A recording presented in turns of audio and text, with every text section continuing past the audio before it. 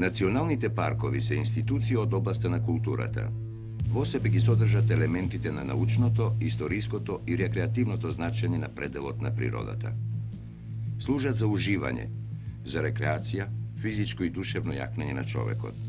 И не само тоа, туку и за ревитализација на минатото, која е тесно врзана со одделни настани на народот.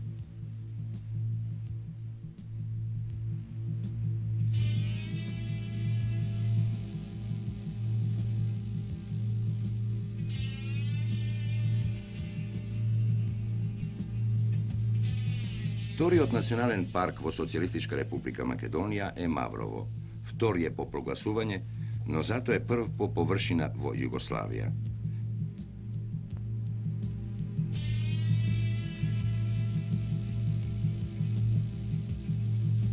Се протега на 73.000 хектари, сместен меѓу планините на Шарско-Пинскиот планински систем, и тоа во јужните делови на Шар-планина, сиот масив на планината Кораб, планините Дешат, Бистра и дел од Влајница.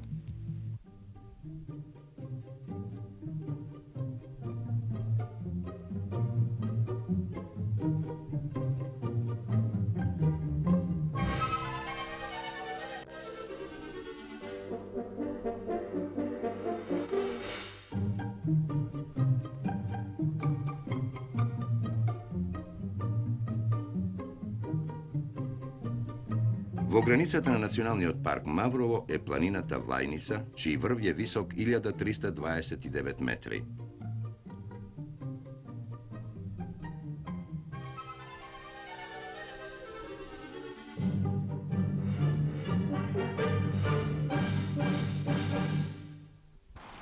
Планината со менувањето на годишните времиња го менува и своето руво. Може би затоа е тешко да се каже кога е таа поубава, лете или наесен, в пролет или зиме. Секое каче од планината е една посебна приказна со многу приказки.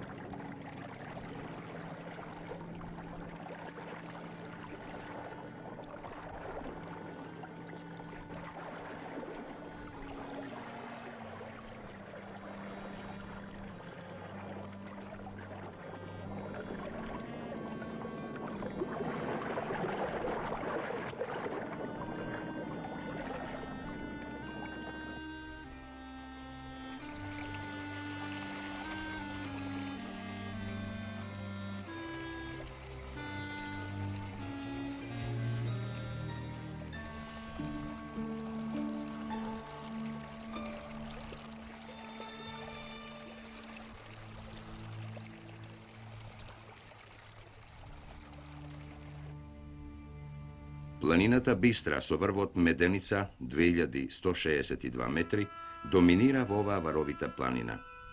Обликувана е со долови, врвови и просрани пасишта, на кои домуваат безброј бели стада овци придружувани од песот Шар-планинец.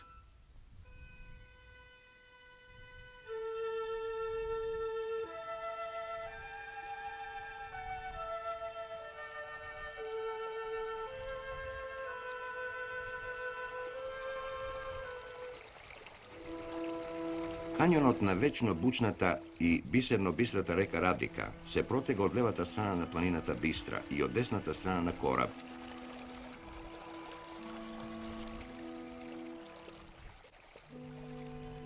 Утоката на мала река во Радика е на надморска височина од 600 метри.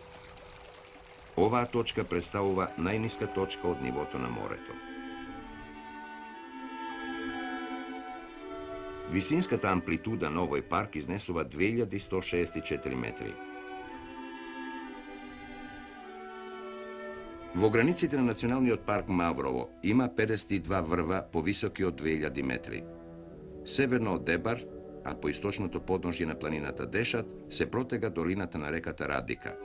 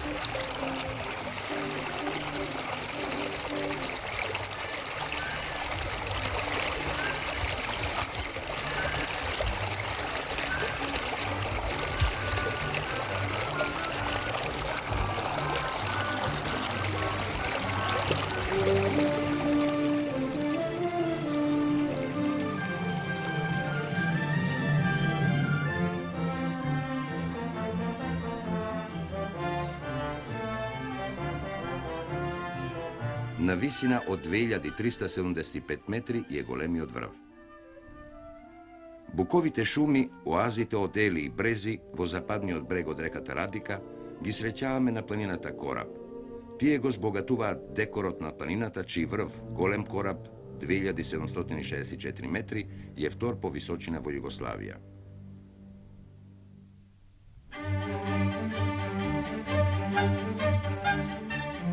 Во Националниот парк Маврово под шума се наоѓаат 28.252 хектари, а преостанатата површина е под шумски пасишта, високопланински пасишта, голини и камењари.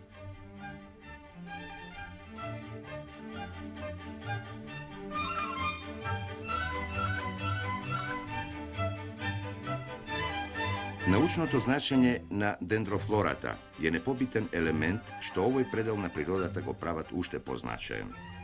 Од Триглав до Аџина река, елата и смрчата се појавуваат заедно. Овде смрчата се наоѓа на јужната точка на своето простирање во Југославија на надморска височина од 1528 до 1700 метри. Над селото Волковија на надморска височина од 900 до 1673 метри се простира најстарата шума од дела во Македонија, во која најмалку се почувствувало влијанието на човекот.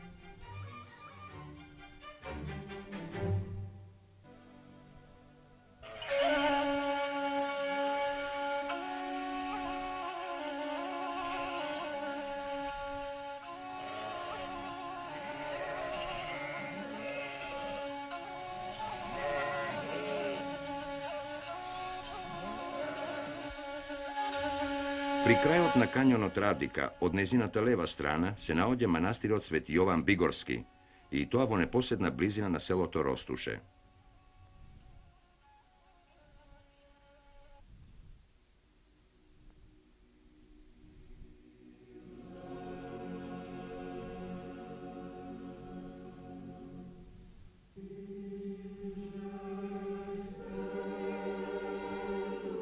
Судејќи по еден зачуван летопис, во правопитна форма манастирот бил изграден уште во 1020 година покрај испостичка келија. Во 16 век го урнале турците, додека малата црквичка постои и ден денес. Таа повеќе пати е преправувана и дозидувана. На местото на некогашниот манастир во 18 век е изграден нов. Подоцна манастирот е доградуван, а се изградени нови конаци во виртуозен стил, кои на манастирот му даваат особена архитектонска вредност.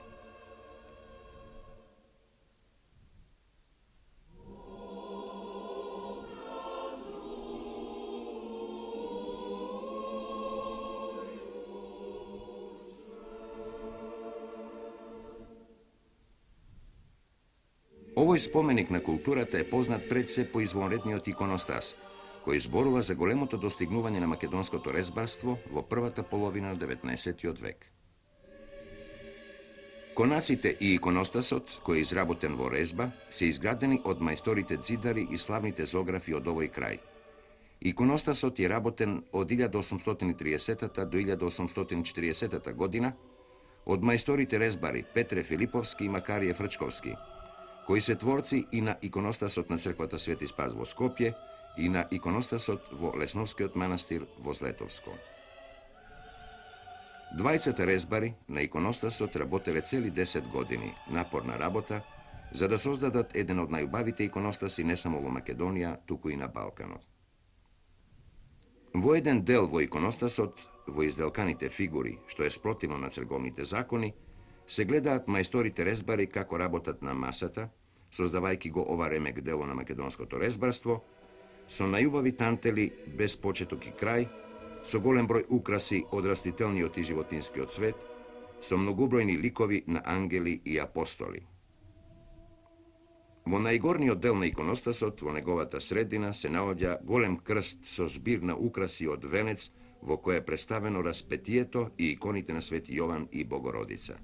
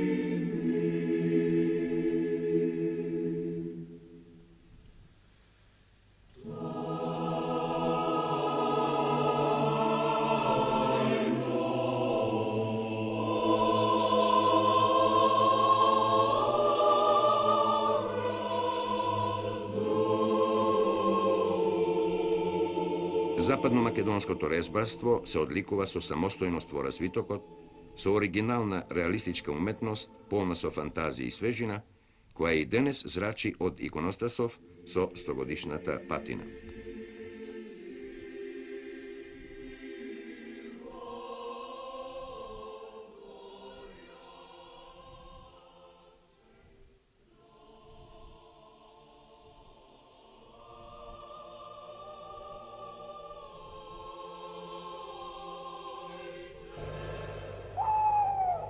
Разновидноста на фауната во овој национален парк го надополнува неговото значење.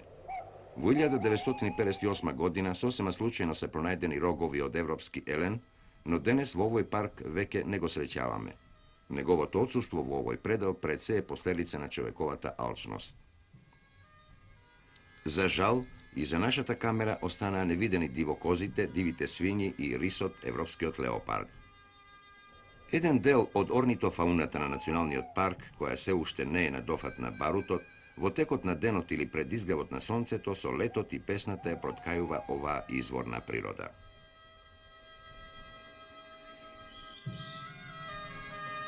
На надморска височина од 1300 метри, врз зелената висорамнина на планината Бистра се наоѓа Лазарополе, завиткано со високи и бујни шуми, планински ридови и врвови.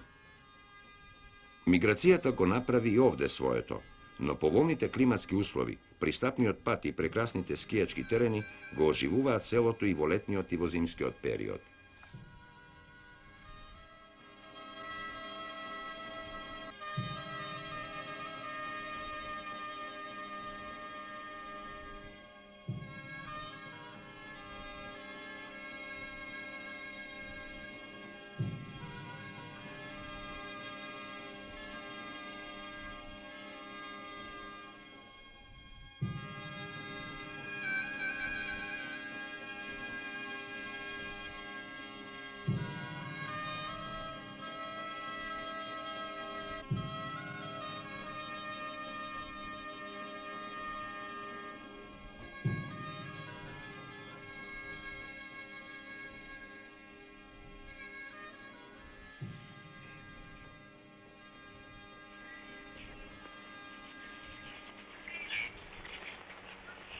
Најголема притока на Радика со чиста и бистра планинска вода е Гарската река, која исто така е богата со речна пастремка. За мостот на Гаската река легендата вели дека некој бег со својата придружба бил налов, крупен елен неколку часа бил прогонуван и кога дошол до рекичката со силен скок се префрлил на другата страна, оттргнувајќи се од разјарените ловци. Само неколку часа подоцна, налутен, бегот наредил овде да се изгради мост голем колку еленовиот скок, пошто мостот го добил името Елен скок.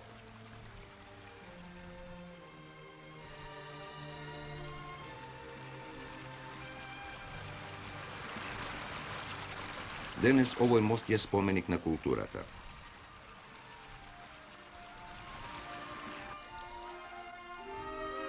Прекумерната експлоатација во минатото на нашите шуми довела до целосно уништување на голем број шуми во Македонија. Обновата на шумата не представува негибната и чиста природа, богата со разновидни растенија. Затоа денес богатите девствени и прекрасни шумски предели се ставаат со сета своја убавина да продолжат да уживаат и да се развиваат според хармоничните закони на природата. Тие денес представуваат прекрасни предели за одмор и рекреација, но човекот со своето присуство во никој случај не треба да ја наруши законитоста на хармонијата на развитокот во нејзината природна средина.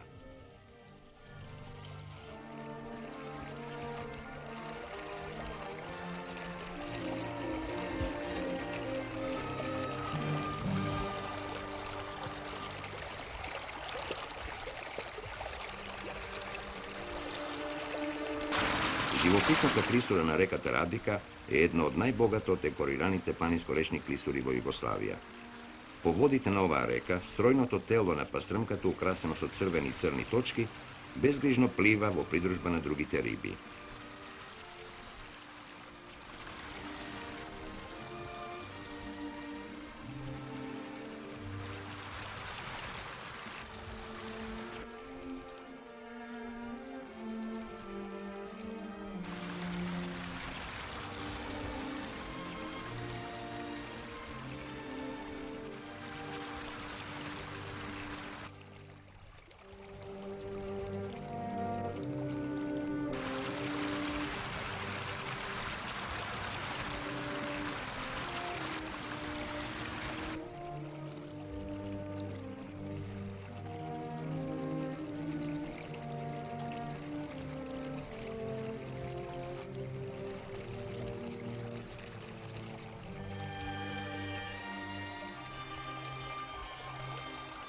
Вегетацијата на планината Бистра е со умерено континентален карактер. До 1100 метри надморска височина се распростира дабовата шума. Над овој шумски појас е бујната букова шума. Еловата шума главно е застапена во северозападниот дел на планината и тоа во клисурата на Мавровската река. Пејсажот на планината Бистра во минатото бил изложен на перманентни промени. Во тие развојни фази природата се надградувала, создавајќи нови просторни вредности на пејсажните структури. Паралелно со овие процеси и присуството на човекот со своето влијание придонесе за значително намалување на шумскиот покрив и уништување на животинскиот свет. На 1400 метри надморска височина во пазувите на Бистра се наоѓа селото Галичник. Порано овде вриело од живот, но миграцијата го опусти селото. Во туристичката сезона, лете или за време на зимскиот распуст, селото одново оживува. Поранешните жители, одбегнувајќи ја градската здодевност, се враќаат во старите мијачки домови. Галичките куќи се убави и градени од тврд камен, скалесто наредени една врз друга, со тесни улици кои често минуваат покрај стрмни удолништа.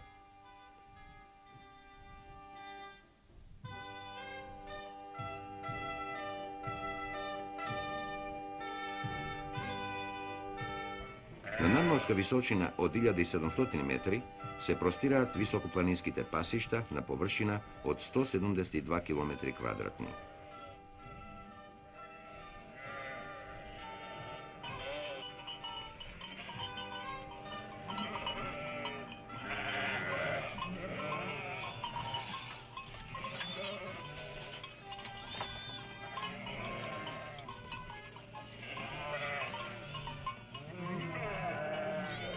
На овие високопланински пасишта на планината Бистра, некогаш стадата овци и бачилата беа многубројни. Како последица на миграцијата на населението од мијачките села в град, и стадата и бачилата доста се намалија. Но традицијата на номадското сточарство и денес е зачувана. Стадата и овчарите остануваат до досна есен на Бистра, а штом залади се селат во топлите региони на Повардарието. Кога ќе дојде пролетта и ќе се стопли, стадата одново се враќаат во сочните пасишта на планинската висорамнина.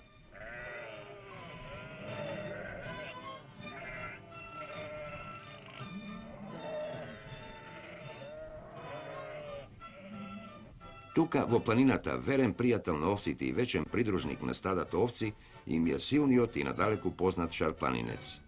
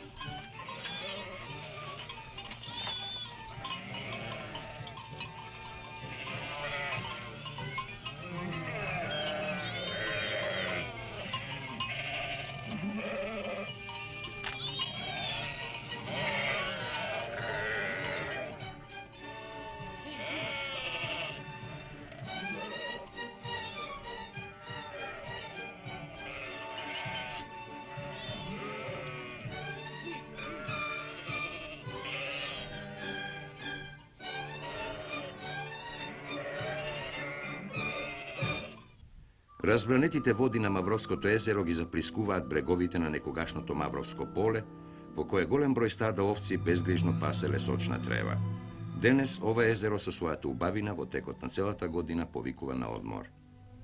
На местото каде што денес се простира езерото, некаде на неговото дно, беа прочуените Мавровски анови, сврталиште на многу текираџи во минатото кои минувале по тој пат. Тука се изработувала надалеку прочуената по својата убавина западно-македонска народна носија и многу занечии од Македонија доаѓале да бараат совети или останувале за да изучат вештината на познатите мавровски терзии. Во заштитата на Националниот парк Маврово спаѓа и потребата објектите што ќе се градат за одмор и рекреација да ја зачуваат изворноста на архитектурата.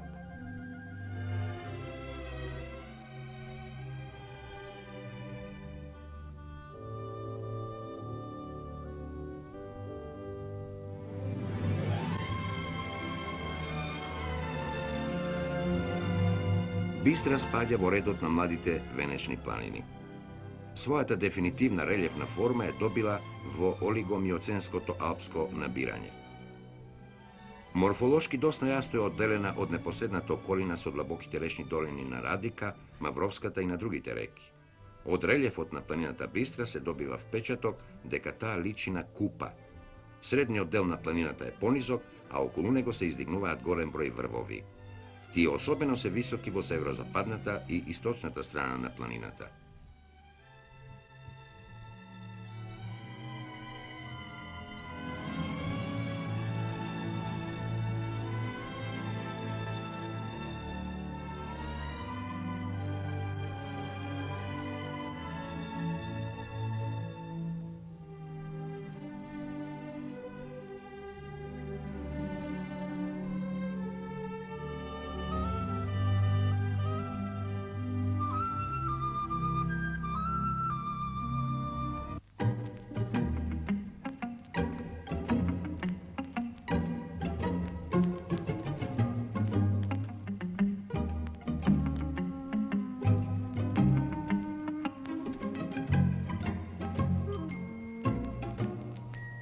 Со изградбата на современи патишта, хотели и многубројни викендици во крајбрежниот регион на Мавровското езеро, Националниот парк Маврово е се попосетен.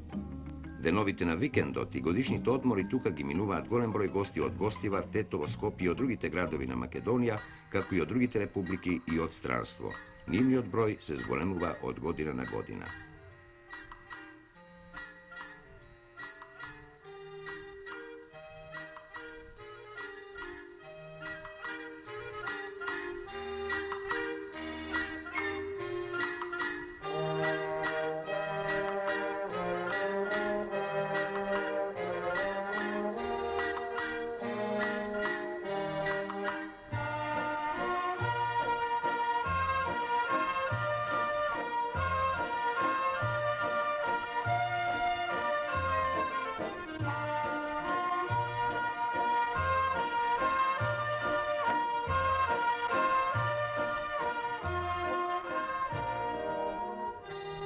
Во зимскиот период посетата станува масовна.